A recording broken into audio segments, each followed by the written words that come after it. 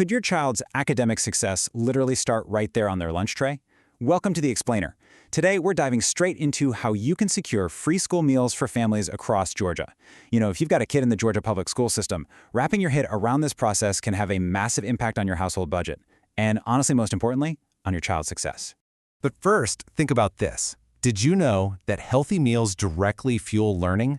It's not just a saying, it's a proven fact. Educational excellence isn't just about rigorous classrooms. It actually requires a brain and a body that are ready to absorb all that information. A student's daily nutrition is inextricably linked to their overall academic success, their focus, and their ability to really thrive in that school environment. And this brilliantly illustrates the core philosophy shared across multiple Georgia school district guidelines. From Cobb County to Gwinnett, you'll find this exact phrase repeated time and time again. Children need healthy meals to learn. Nutrition isn't just some nice-to-have add-on. It is a fundamental building block of your child's education. So here's our agenda for today. 1. Why school meals matter. 2. Who qualifies for free meals. 3. The application process itself. 4. Avoiding those common application mistakes. 5. Frequently asked questions. And 6. Taking action today. Let's jump right in. All right, Section 1. Why school meals matter. The benefits for your child and family. So beyond the obvious benefit of simply keeping kids fed, the Georgia School Nutrition Program provides a really robust support system with broad benefits for both your child and your family. There are 5 core reasons to participate here. First up, these meals are safe. Georgia's school nutrition staff are ServSafe certified, which means those health inspection scores are incredibly high. Second, it saves you significant money in meal prep time, basically taking all that guesswork out of your busy mornings. Third, serving more meals actually helps the local economy because they're supporting Georgia-grown items from local farmers. Fourth, participating connects students to their peers and school staff in a very familiar structured routine. And fifth, they're carefully planned to be healthy, nutritious, and absolutely delicious. Moving on to Section 2. Who qualifies for free meals? Decoding the eligibility rules. Now, I want to reassure you right off the bat here, a lot more families qualify than you might actually think. And there are a few different pathways to getting approved. First, let's look at the automatic qualifications. This is known as categorical eligibility.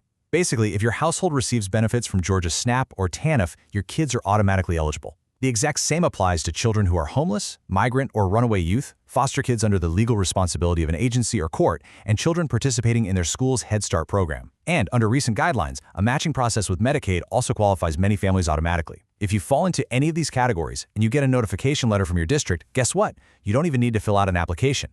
So the crucial point here is how the state actually manages all of this. The Governor's Office of Student Achievement oversees direct certification in Georgia. Through state-level database matching, including a major Medicaid demonstration project, the state actively cross-references data to catch eligible families who might otherwise fall right through the cracks of the traditional application process. It's an incredibly proactive system, which is great to see. Now, if you aren't automatically qualified, don't worry, you can still qualify based on current federal household income guidelines. It's basically like this. Your household size determines your limit. So, for example, for a family of 4, an annual income of up to $61,050 places you in the reduced price tier, which is 185% of the federal poverty level. If your income falls below these specific limits, you are eligible. Simple as that. And here is a massive benefit for Georgia residents specifically.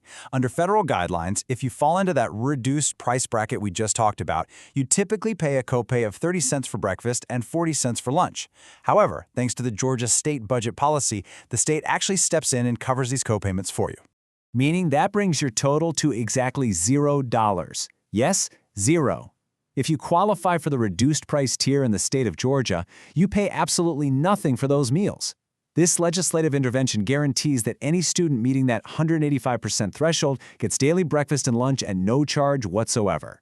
It is a huge, game-changing advantage for Georgia families. All right, Section 3, the application process, a step-by-step procedural guide. So, here are your 4 simple steps. Step 1, gather your information. You're going to need your total household income and the last 4 digits of the Social Security number for an adult in the household, if available. Step 2, visit your district's portal. Now, depending on your county, they might use software platforms like Link Connect, My School Apps, or School Cafe.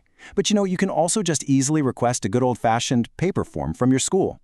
Step 3, complete all fields accurately. And Step 4, submit that application online, return it to your school's cafeteria, or just mail it to your district's nutrition office. Really straightforward.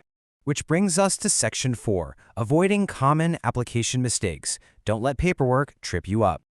Even though the process is designed to be super straightforward, there are a couple of hurdles families frequently face that can accidentally delay their approval. Let's bust the first major myth right here. Let's say you have a 3rd grader at an elementary school and a 9th grader at the high school. You do not need separate applications. You submit just one single free and reduced price school meals application for all the students in your entire household, even if they attend completely different schools within the same district. Just one form covers the whole shebang. Next up, we really need to talk about the zero income rule. Listen, if you or a household member do not receive any income, you must deliberately write a 0 in the income field. If you simply skip the field or leave it blank, the system legally assumes you meant 0 anyway, but it flags it, so please be careful here.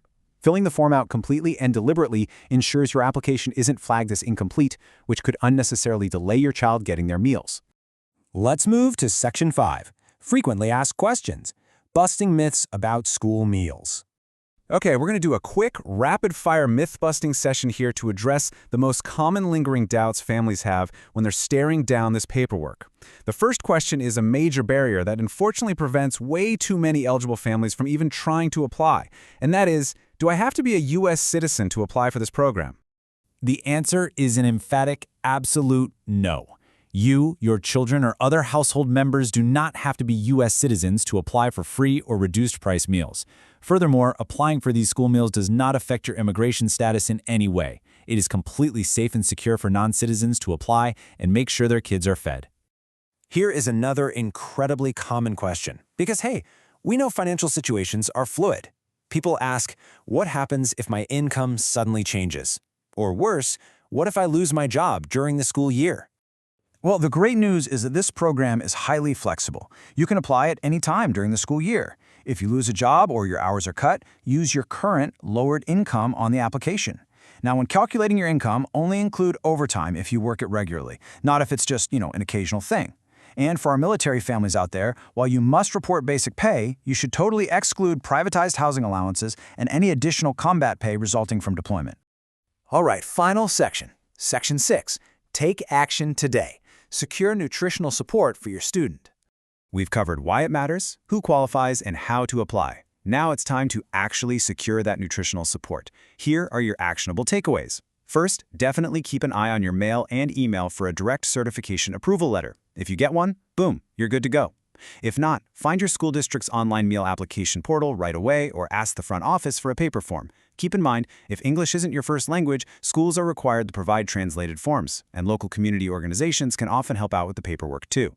And finally, please remember that approvals do not carry over indefinitely. You have to reapply every single year, usually before a mid-September deadline, just to keep those benefits active.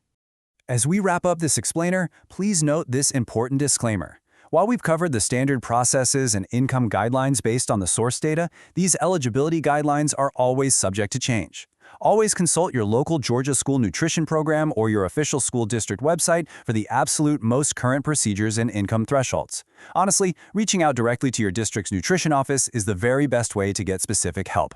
All right, you now have all the tools to secure these benefits, so ask yourself, what steps will you take today to ensure your child's academic success is fully fueled for tomorrow?